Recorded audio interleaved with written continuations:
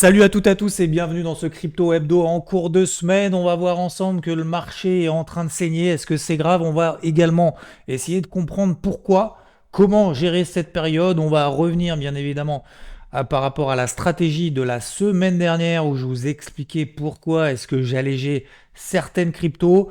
Je vais vous également en fin de vidéo vous partager tout simplement un message par rapport à tout ce que j'ai reçu, par rapport à cette vidéo de la semaine dernière. C'est important pour moi.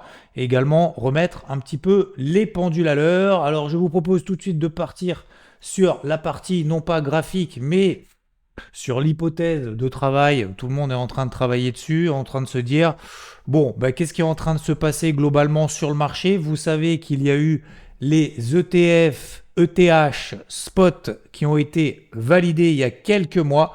Et ça y est, c'est parti depuis le 22 juillet. Alors, bonne nouvelle, ça y est, le marché s'est emballé en disant, bon, bonne nouvelle, il y a des nouveaux flux de liquidités qui rentrent sur le marché, les vannes sont ouvertes, c'est parti, to the moon. Sauf que, alors oui, on a eu des flux entrants sur les deux premières journées, mais il y a un fonds, notamment Grayscale, qui fait des décollectes, d'accord? Donc en 2 jours de cotation, on a plus de 800 millions de dollars qui ont quitté le THE de Grayscale, donc 800 millions de dollars en quelques jours, c'est énorme. Ça veut dire quoi? Ça veut dire qu'en fait, on a des sorties beaucoup plus rapides que ce qu'on pensait. Bien évidemment, on ne pouvait pas forcément anticiper ça. Mais en fait, ce qui est en train de se passer, c'est je pense que globalement, les investisseurs se disent « Ouh là là, regardez Grayscale, regardez les fees, les frais, on a 2,5% de frais. » Donc ça peut se comprendre qu'effectivement, on se dit les premiers jours de cotation, hop, on dégage. Du coup, on a des flux sortants qui compensent les flux entrants sur les autres ETF. Donc là, aujourd'hui, il y en a, je crois qu'il y en a à peu près 9. Ouais, donc il y en a 8 autres que l'ETF Grayscale, donc 8 autres qui finalement, on a le 9e qui compose en fait largement. Donc c'est un espèce de boulet qui est en train justement, c'est un peu l'arbre qui cache la forêt, mais cette fois-ci de manière négative. Et on se dit oui, visiblement c'était prévisible, mais c'est effectivement un peu douloureux globalement dans j'ai envie de dire la narrative ETF, ETH. Voilà. Alors, mon avis, je vous donne simplement mon avis, encore une fois, ça n'engage que moi. Si on attend qu'il y ait des entrées de capitaux sur l'ETH pour croire à l'ETH, je pense qu'on est mal barré. Donc, oui, ça provoque bien évidemment des mouvements, des flux qu'on a sur le marché, notamment sur l'Ether, par exemple, qui perd, alors au moment où je tourne la vidéo, par exemple, il perd 5%, depuis le début de la semaine, il perd 10%. Si on attend de se dire, tiens, les investisseurs, est-ce qu'ils y croient, ils y croient pas pour que moi, je puisse y croire, je suis pas sûr vraiment que ce soit une bonne stratégie, puisque là, en fait, on fait simplement de la stratégie d'émotivité, un espèce de comportement moutonnier en disant, si personne n'y croit, je n'y vais pas, si tout le monde y croit, j'y vais. Voilà, c'est pas forcément les bonnes décisions, donc ça va déjà vous donner, je pense, un premier indice sur ce que je pense de ce mouvement de correction globalement sur le marché. Alors ça tombe bien, parce qu'on va partir du coup sur l'Ether, sur des graphiques hebdomadaires. Il y a une seule question à se poser, c'est aujourd'hui, est-ce que la situation a changé par rapport à hier, par rapport à avant-hier, par rapport à ces dernières semaines? Tout simplement, la réponse est non. On a une tendance primaire qui est haussière depuis le début de 2023, matérialisée par ce canal ascendant, comme ça au moins ça permet de matérialiser la tendance. Et on a une MM50 ici, c'est la ligne rouge, weekly, qui est toujours positive. La deuxième chose, c'est que sur des unités de temps plus courtes, ici, on est dans une phase de consolidation latérale depuis le mois de mars. Est-ce que ça a changé? Non. Voilà. Donc aujourd'hui, est-ce que les mouvements à l'intérieur de ce range sont pour moi des éléments très positifs, très négatifs sur la tendance long terme, sur la tendance même moyen terme? La réponse est non. On va extrapoler, on va regarder les autres principaux actifs, on ne va pas faire tous les altcoins, je vous rassure. Bitcoin, par exemple. Je vous disais donc il y a 2 semaines, 3 semaines maintenant, ici, même si on sort par le bas de ce range, je tiens et même j'estime que c'est l'opportunité de renforcer certaines cryptos. Pourquoi? Parce que le Bitcoin reste toujours dans une dynamique positive. Parfois, et effectivement, lorsqu'on a des phases de range, On peut faire des excès haussiers, des excès baissiers. Il y a une règle importante, notamment en analyse technique, c'est lorsqu'on a des phases de range comme ça, et ce qui est important, c'est la tendance primaire, la tendance principale, la tendance qui précède justement la phase de ce range. Et lorsqu'on a des sorties, notamment par le bas, alors que la tendance précédente est haussière, on a plus de probabilité, je dis plus de probabilité, pas 100% de probabilité, parce que sinon il n'y aurait qu'une seule tendance sur le marché, on a plus de probabilité de faire ce qu'on appelle des bear traps, des pièges vendeurs que des pièges acheteurs. Pourquoi ? Parce que les tendances se prolongent X fois, ne se retournent qu'une seule fois. Donc on a plus de probabilité de continuer comme ça dans le sens de la tendance principale que de la retourner. Et c'est pour ça que systématiquement, il faut faire attention. Lorsqu'on a des mèches, d'ailleurs vous voyez ici par exemple, là on peut estimer qu'on a un petit range ici. On a une petite mèche, alors elle est toute petite par rapport à ce qu'on a fait là, mais quand même, on aurait pu se faire peur ici par exemple. Vous voyez que les bear traps, ici on a un bull trap, mais vous voyez que la deuxième fois, on ne fait pas un bull trap. Donc vous voyez qu'il y a plus de probabilité de faire un bear trap, un piège vendeur, qu'un piège acheteur si la tendance qui précède est haussière. Donc aujourd'hui, est-ce que la situation a changé? On va regarder sur l'ensemble du marché des cryptos. Regardez total, l'ensemble du marché des cryptos, Bitcoin, Ethereum compris. Range, on s'est fait peur, on a tenu, renforcé quelques altcoins. L'objectif, c'était de revenir sur les MM20 weekly, cette ligne bleue. On est en train de revenir, elle est complètement plate. Donc aujourd'hui, sur Total, on est en plein milieu d'un range dans lequel on est depuis la fin du mois de février, le début du mois de mars. On exclut Bitcoin Ether, ça nous donne Total 3. On s'est fait peur, MM50 weekly, zone d'achat, zone de renfort. On profite du spike pour payer, pour viser la MM20 weekly. Qu'est-ce qui est en train de se passer sur Total 3 ? On est en train d'échouer pile poil, en tout cas de réagir pour le moment, pile poil sur une MM20 weekly qui était justement l'objectif d'achat, si on voulait payer ou renforcer, sur cette zone-là. Réintégration de range, on revient au milieu, ça latéralise. C'est peut-être catalysé effectivement par la news qu'on a vue précédemment, mais globalement, est-ce que ça change la tendance de fond, ce mouvement qu'on a eu cette semaine, et même d'ailleurs le mouvement positif qu'on a eu la semaine dernière? Absolument pas. Donc en données moyen, long terme, pour le moment, aucun changement de fusil d'épaule de mon côté. Maintenant, concernant la gestion active, là on va rentrer un petit peu plus dans le détail, mais je vais faire très vite, je ne vais pas faire une vidéo trop longue.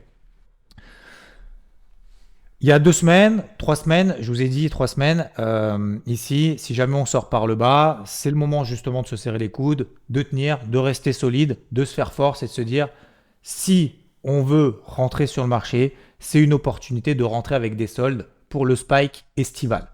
C'est ce qui a eu lieu. On a eu 1, le spike, 2, on a eu une belle réaction derrière, et 3, on est revenu sur des zones de résistance. Donc c'est milieu de range finalement qu'on a ici sur Total 3. Si on prend Total, même chose, regardez, on est pile poil au milieu de ce range ici, d'accord, pile poil. Donc ça, c'était l'objectif. Globalement, le marché a pris entre, alors si je prends ici Total, 25%, si je prends Total 3, depuis les plus bas, on a pris aussi 25%. Et si vous prenez certaines cryptos ont pris beaucoup plus. Je prends par exemple Solana, elle a pris 50% depuis ses plus bas. Donc il y a toujours des fortes, il y a toujours des faibles. Ça, c'est tout à fait normal. On ne va pas toutes les faire. Je vous disais donc la semaine dernière, si on revenait sur ces zones-là, donc les MM20 weekly, les milieux de range, et qu'on exploite justement ces phases de spike, de repli sur des zones clés, sur l'ensemble du marché crypto, que ce soit en hebdomadaire, que ce soit en daily, vous en avez d'autres. Je vous prends par exemple NIR, tout simplement. Vous voyez ici, pour moi, c'est plutôt une zone d'achat.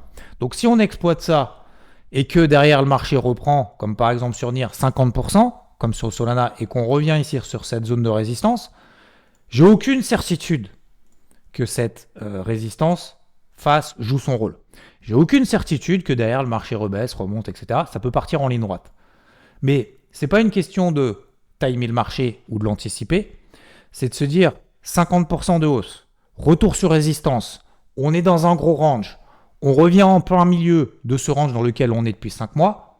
Ça me paraît pas déconnant après une telle hausse, après un marché qui est en range et après avoir exploité en bas. C'est dommage de ne pas exploiter en haut de la même manière. Et si jamais, et si on anticipe un petit peu et si on se dit, on prépare ses hypothèses de travail un peu à l'avance, si le marché derrière se replie à nouveau, qu'est-ce que je fais si j'ai pas un peu, je dis bien un peu, allégé ici? eh ben, on va à nouveau serrer ici, se dire, oulala, c'est compliqué. Est-ce que j'achète pas? Ouais, mais je suis déjà full parce que j'avais déjà payé ici. Donc, je ne peux pas repayer, je ne peux pas travailler le marché. Aujourd'hui, en gestion active, ma façon de faire et ce qui fonctionne pour le moment, c'est tout simplement de partir du principe, et c'est même pas un principe, de cette vision, de cette objectivité qu'on est dans un méga range. Donc, qu'est-ce que je fais? Soit je fais rien parce que je suis en long terme, je bouge pas, et effectivement, il n'y a pas de nouveaux signaux positifs ni négatifs d'un point de vue fondamental et d'un point de vue technique. Donc, il n'y a pas grand-chose à faire si ce n'est attendre. Ou alors, si on a une partie de son portefeuille en gestion active, se dire, je vais essayer tout simplement de travailler là-dedans. Parce que ça peut durer jusqu'à la fin de l'année. C'est tout à fait possible. Donc, la semaine dernière, je vous expliquais pourquoi est-ce que je vendais notamment 4 cryptos. Il y avait notamment d'ailleurs Solana, parce qu'on parlait tout à l'heure Solana, notamment sur les 170. Vous avez vu que depuis, elle a fait les 170, mais elle est même allée jusqu'à 185. C'est pas grave. J'ai allégé une partie, 30% en l'occurrence. Si ça continue à monter, j'ai encore 70%. J'ai pas d'impulsion haussière qui me permet de dire « Ah, l'ensemble du marché, ça y est, redonne une impulsion haussière qui me permet de dire on va jusqu'à la borne haute du range et peut-être même d'ailleurs la péter et aller beaucoup plus haut et faire des ATH de partout. Et je le souhaite bien évidemment. Mais aujourd'hui, vous voyez que la réponse depuis une semaine, c'est quoi? C'est que le marché est en train de se replier. L'hypothèse de travail, c'était de se dire si j'ai allégé au milieu de range, je vais pouvoir reprendre, grosso modo, je vous simplifie le schéma, 50% de ce mouvement, de ce dernier mouvement haussier. 50%, on essaye de converger avec d'autres éléments. Ça peut être des niveaux techniques, ça peut être des moyennes mobiles, ça peut être des précédents niveaux, etc., etc. Ce qui permet du coup de reprendre ce qu'on a sorti là-haut. Je vous ai dit en toute transparence la semaine dernière, 3000, ici 520, je sors 30% de l'Ether. Depuis, l'Ether a perdu, donc là au moment où je tourne la vidéo, grosso modo entre 11 et 12%. D'accord? On revient à 50%. Donc aujourd'hui, qu'est-ce que je suis en train de faire? Je suis en train de faire l'inverse que j'ai fait là-haut. Je suis en train de faire l'inverse du mouvement de panique qu'il y a eu en bas, donc payer ici, revendre une partie ici, et donc je suis en train de racheter une partie. Alors, une partie, ça veut dire quoi? Ça veut dire que je n'ai pas, dès que le marché, je vois le matin, par exemple aujourd'hui, l'Ether perd 5%, je vais acheter au pif. Je vois un autre altcoin sur lequel j'étais positionné, sur lequel j'ai allégé là-haut, et tant mieux, je ne vais pas racheter au pif. Le but, c'est de se dire, je vais avoir du coup une poche de liquidité que j'ai récupérée progressivement sur la gestion active pour pouvoir la reprendre un petit peu plus bas, si tel devait être le cas. Notamment, alors encore une fois, ça peut être des niveaux de retracement de 50%, des moyennes mobiles, etc. Mais d'y aller progressivement. Je vous fais le schéma. Deuxième chose, je vous donne un deuxième exemple. Je le détaille bien évidemment après plus sur IVT, mais par exemple Solana. Est-ce que être sorti à 170, le marché crypto baisse, t'as dit qu'il fallait acheter, j'achète, est-ce que tu achètes aussi du Solana à 167? La réponse est non. Je garde justement ce que j'ai sorti ici pour racheter sur des niveaux intéressants. Vous voyez ici, est-ce que ça vous semble techniquement un niveau intéressant et faisable? De se dire, si jamais on continue dans cette phase de range, est-ce que ça semble complètement déconnant de revenir par là et de repartir ensuite? La réponse est bien évidemment non. C'est pas déconnant du tout. C'est même intéressant. Parce qu'en plus, c'est de se dire, si jamais demain, le marché corrige un peu plus, par exemple l'Ether, que j'ai racheté, donc j'ai racheté la position que j'avais payée pendant cette baisse, d'accord? J'ai sorti en partie ici, je l'ai racheté là. Mais l'Ether, il peut aller tout à fait 2800. C'est pas impossible. On est d'accord. Donc dans ces cas-là, il me faut du cash pour racheter notamment sur les 2800. Mais il me faut aussi pas avoir complètement tout réinvesti tout de suite si le marché consolide un petit peu plus. Donc ça m'intéressera demain de recompléter ma ligne par exemple sur des cryptos qui sont fortes. Comment est-ce qu'on fait pour déterminer les cryptos qui sont fortes? On prend par exemple du H4. Si on se met sur du H4, on prend des moyennes mobiles 50 périodes en H4. Et vous regardez, on va prendre ici Solana. Je vais en prendre d'autres au pif, au hasard. Vous prenez ici ETC. ETC, on est largement sous la MM50 H4. Ce n'est pas une crypto forte. Dézoomer un petit peu. Regardez l'ETC. Je vous en ai parlé la semaine dernière. Pareil. Est-ce qu'on est sous une zone de résistance ou pas? Alors vous allez me dire, c'est facile après coup, mais Et je vais en terminer justement avec le message de la fin. Mais vous voyez ETC, MM50 daily, Borno 2 canal, on est sur un niveau, etc. etc. D'accord? Donc, pour résumer, et après je vous donne mon mot de la fin, en weekly, en données long terme, il n'y a rien qui a changé, c'est toujours positif et c'est neutre depuis le mois de mars. À court terme, si on travaille en gestion active, encore une fois, moi je vous partage ce que je fais avant et pendant. Je ne vous partage pas ce que je fais après. D'accord? Parce que ça, c'est trop facile de faire la météo de la veille. Et c'est surtout, ça ne sert à rien en fait. Parce que ce n'est pas la réalité du terrain. Aujourd'hui, en données donc courtes sur de la gestion active, je continue à travailler dans cet exercice de range, vente en haut, achat en bas, vente en haut. Pour ceux qui me connaissent, hashtag #toutou.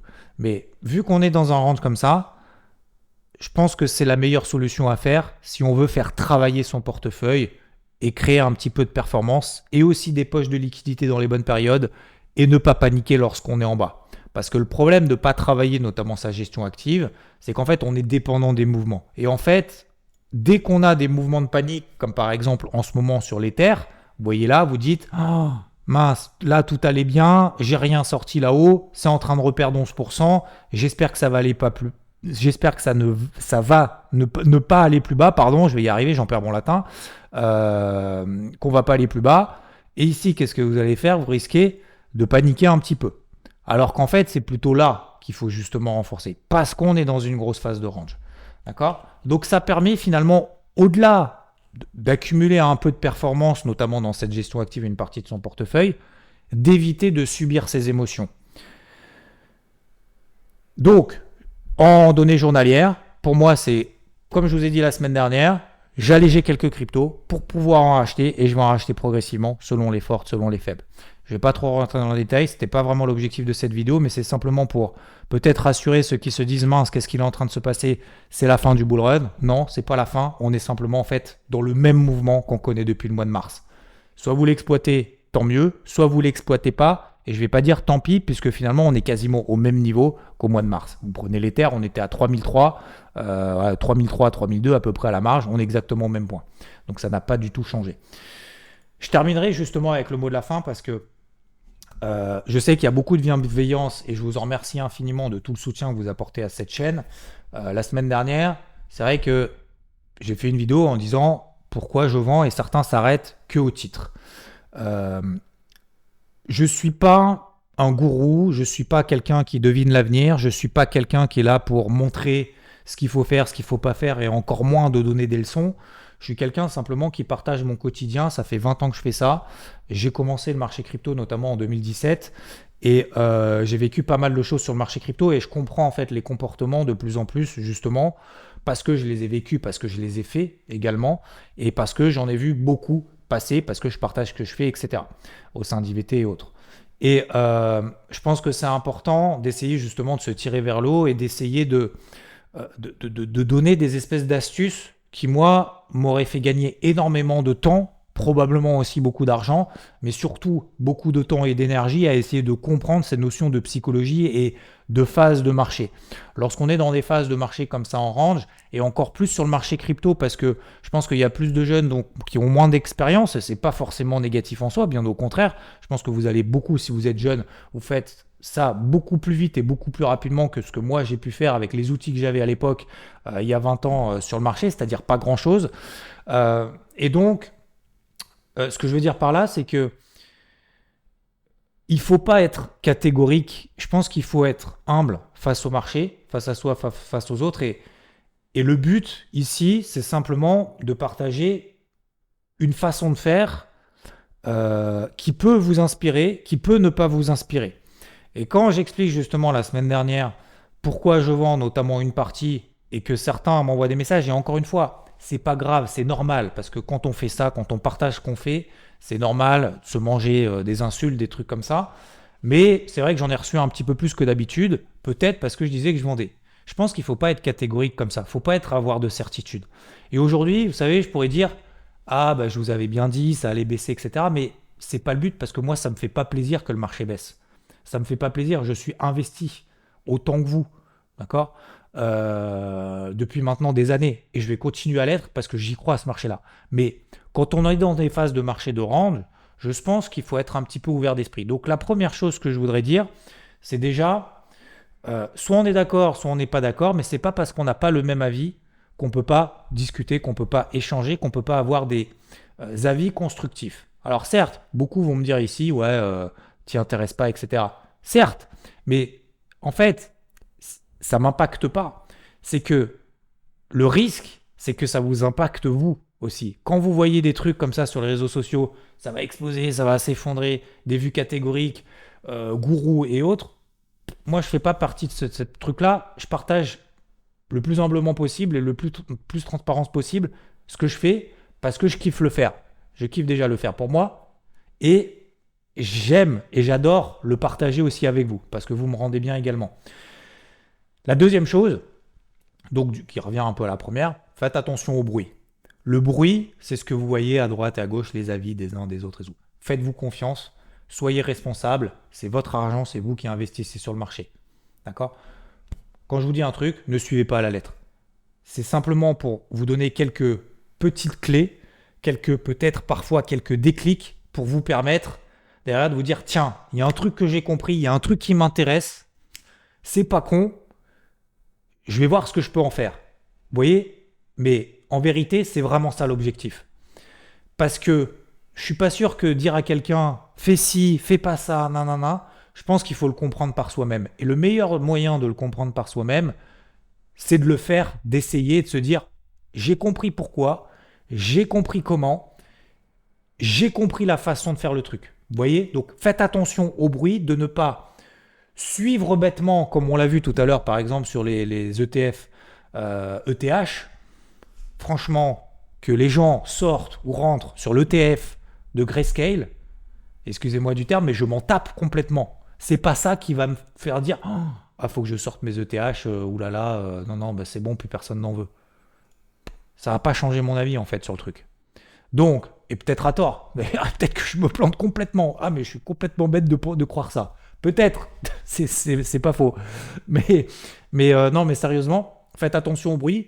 Faites-vous confiance en vous par rapport à vos plans, par rapport à vos triggers, par rapport à vos trucs. Inspirez-vous des uns et des autres. Simplement. Pour vous-même.